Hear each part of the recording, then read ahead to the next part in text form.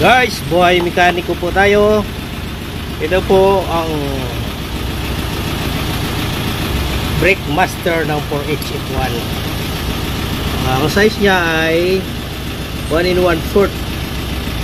Ito po ang laman loob niya. Kadalasan po tayo nagpapalit na po tayong buo. Kasi sa totoo lang ito, mahirap hanapin ang repair kit nito. Wala pang gaanong repair kit ito. Ito po ang laman loob niya, no. Plastic.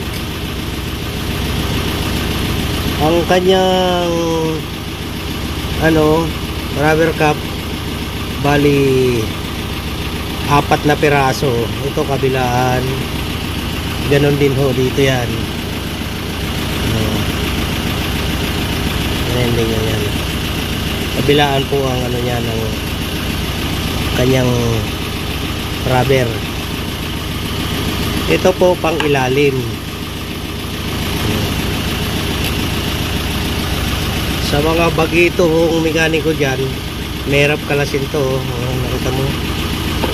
Pero sa mga professional, alam na nila ito.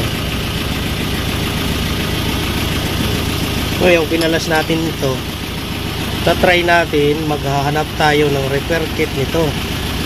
Kasi kadalasan, buo na ang pinapalitan yan. Mahirap po hanapin itong mga repair kit nito. So, yun lang ang pinangkalas ko yan ay gumawa po tayo ng tools. Ito, nakita nyo?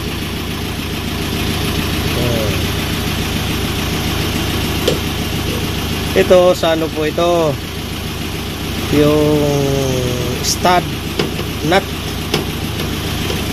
Winelding natin dito para maging tools dito.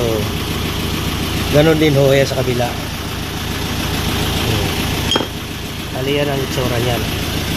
Kaya mga idol, no? Yan lang, oh. Hanap muna tayo ng repair kit. May mabili tayo niyan.